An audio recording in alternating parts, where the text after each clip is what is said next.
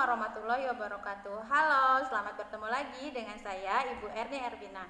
Pada video kali ini, Ibu akan menjelaskan tentang karakteristik perekonomian yang ada di negara Indonesia.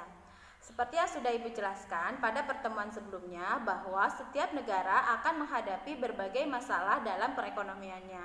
Masalah apa yang akan diproduksi, bagaimana cara memproduksinya, untuk siapa barang-barang tersebut diproduksi.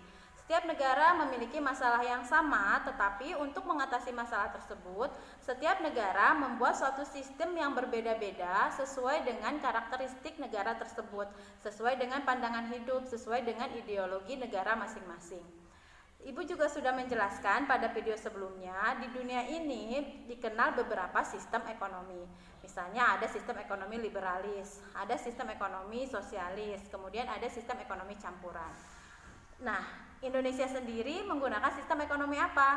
Sistem ekonomi yang ada di negara Indonesia disebut dengan ekonomi Pancasila, atau ada juga yang menyebutnya demokrasi Pancasila. Sistem yang ada di negara Indonesia ini merupakan sistem ekonomi campuran, tetapi memiliki karakteristik yang berbeda dibandingkan dengan negara yang lain.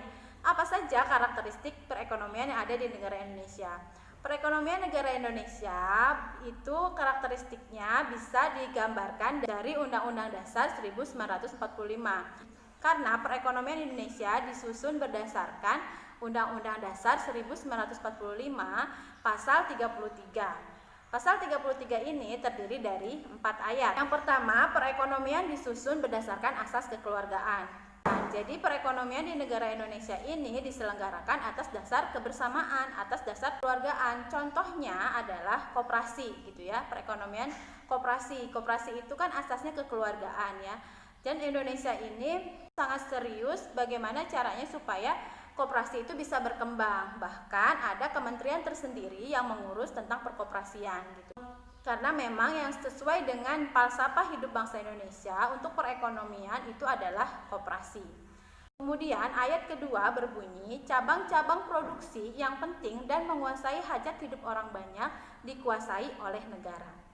Kenapa harus dikuasai oleh negara? Cabang-cabang produksi yang penting seperti apa dan yang menguasai hajat hidup orang banyak itu contohnya seperti apa?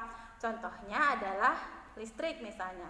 Listrik itu dikuasai oleh negara karena seluruh masyarakat itu pasti menggunakan listrik gitu.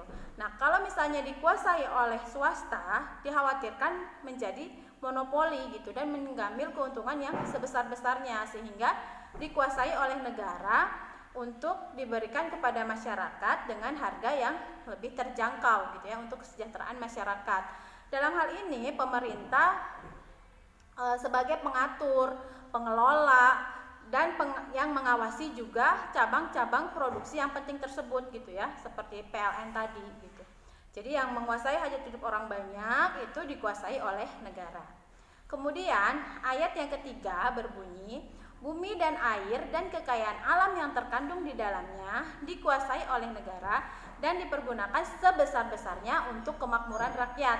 Jadi segala sesuatu yang terkandung di dalam bumi ini gitu ya, itu dikuasai oleh negara, seperti misalnya emas, tambang gitu ya, tambang nikel, batu bara dan lain sebagainya, itu dikuasai oleh negara karena itu nilainya tinggi ya, misalnya seperti emas, batu bara itu nilainya tinggi untuk di kemakmuran rakyat. Jadi keuntungan yang besar dari segala sesuatu yang dimiliki bumi Indonesia yang dikuasai oleh negara itu akan diserahkan lagi kepada masyarakat untuk kemakmuran masyarakat. Kalau misalnya dikuasai oleh swasta, itu bisa hanya untuk mementingkan kepentingan pribadi gitu ya.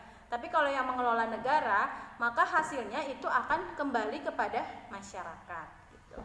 Kemudian ayat keempat. Ayat keempat berbunyi, perekonomian nasional disusun berdasarkan atas demokrasi ekonomi dengan prinsip kebersamaan, efisiensi berkeadilan, berwawasan lingkungan, kemandirian serta menjaga keseimbangan kemajuan dan ekonomi nasional gitu ya.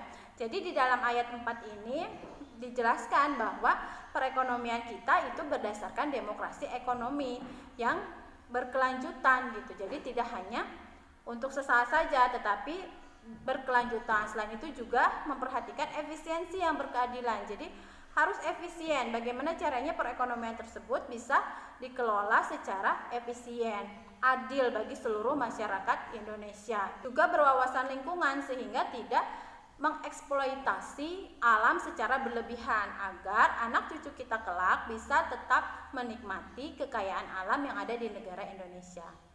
Unik sekali bukan perekonomian yang ada di negara Indonesia, sesuai dengan karakteristik bangsa Indonesia yang suka kekeluargaan dan gotong royong. Demikian video Ibu kali ini, mudah-mudahan kalian paham. Tetap semangat belajar. Wassalamualaikum warahmatullahi wabarakatuh.